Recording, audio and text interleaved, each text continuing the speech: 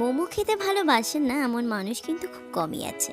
আমরা সাধারণত চিকেন মোমো খেতে অভ্যস্ত, কিন্তু চিকেন মোমো ছাড়াও যদি এগ দিয়ে বানিয়ে নেওয়া যায় এমন মোমো, তা আবার এই পদ্ধতিতে, আর তার স্বাদ যদি হয়ে থাকে অনেক বেশি, তাহলে ক্ষতি কী? তো চলুন আজ সেই পদ্ধতিটাই আপনাদের সকলের সঙ্গে শেয়ার করব।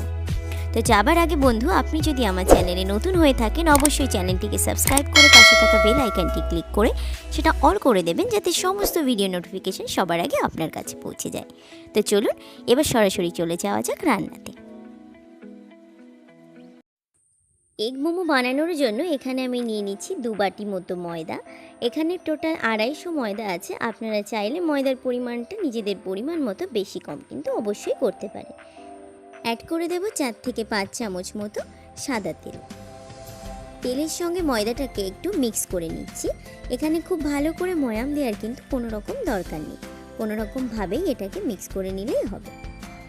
পরিমাণ মতো জল দিয়ে এটাকে একটা শক্ত ডোর আকারে তৈরি করে নেব। ডোটা খুব বেশি নরম করার কোনো দরকার নেই, মোটামুটি শক্ত হলে ভালো হবে।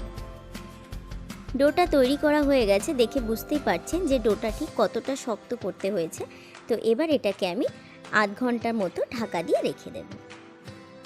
আলাদা একটা কন্টেনারের মধ্যে আমি নিয়ে নিচ্ছি ডিম। এখানে আমি টোটাল 5টা ডিম ইউজ করেছি।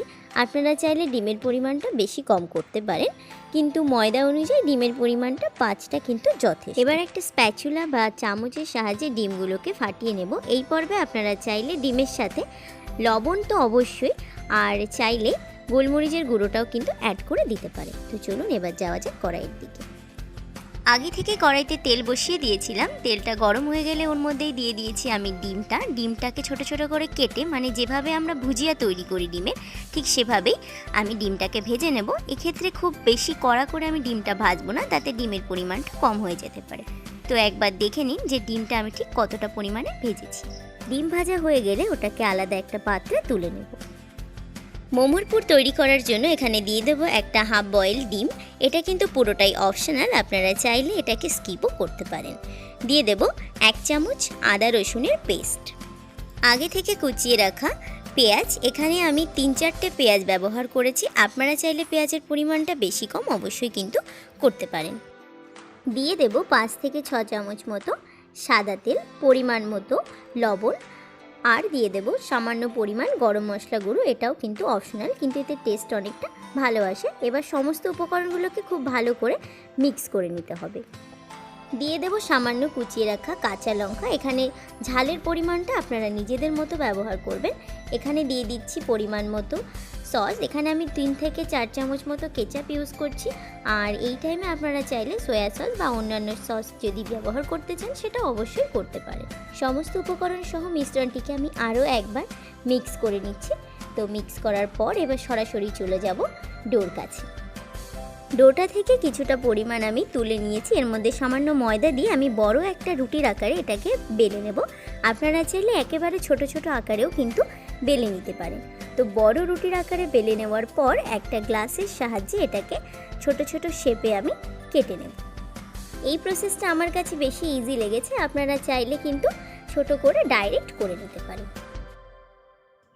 সকলের বোঝার সুবিধার জন্য একটা অংশ তুলে আমি দেখিয়ে দিচ্ছি। এখানে কিন্তু খুব বেশি মোটা বা খুব বেশি পাতলা আমি করিনি, ঠিক এভাবেই আপনাদেরকেও করে নিতে হবে।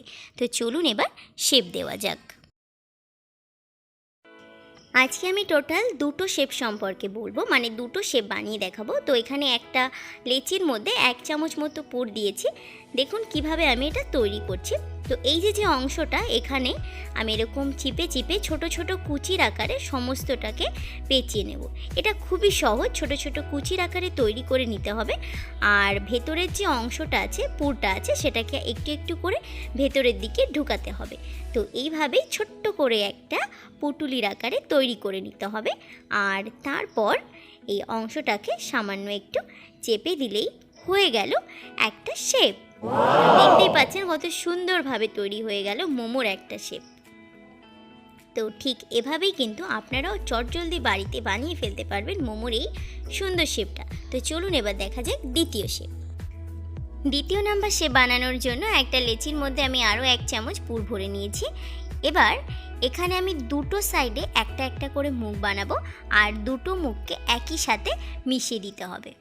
তো দেখুন আমি কিন্তু সেম পদ্ধতিতে দুটো সাইডে একটা একটা করে মুখ বানাচ্ছি, আর সেই দুটো মুখকে একই সাথে মিক্স করছি, মানে মিশিয়ে দিচ্ছি। আর মাঝে যে আমাদের পুর অংশটা আছে সেই পুরটাকে কিন্তু একটু একটু করে ভেতরের দিকে আমি ঢোকানোর চেষ্টা করছি। তো দেখুন এভাবেই কিন্তু তৈরি হয়ে গেল মোমোর আমার দ্বিতীয় শেপটা, আর এটা দেখতে কিন্তু অনেক বেশি সুন্দর হয়েছে। তো চলুন এভাবে আমি বানিয়ে নিই সমস্ত মোমোগুলোকে। মোমোগুলোকে স্টিম করার জন্য আমি ব্যবহার করব রাইস কুকার, তাই জন্য এর ওপরে একটা ব্রাশের মাধ্যমে সাদা তেল আমি লাগিয়ে নিচ্ছি। আপনারা চাইলে এখানে ঘি বা বাটারও কিন্তু ব্যবহার করতে পারেন। সুন্দর করে অয়েল অ্যাপ্লাই করার পর মোমোগুলোকে খুব ভালোভাবে আমি পরপর সাজিয়ে নিচ্ছি। তো এক এক করে এভাবেই সমস্ত মোমোগুলোকে চলুন এবার সাজিয়ে নেওয়া যাক। খুব সুন্দরভাবে মোমোগুলোকে সাজিয়ে নেওয়া হয়ে গেছে। তো চলুন এবার ডাইরেক্ট চলে যাওয়া যাক রাইস কুকারের কাছে।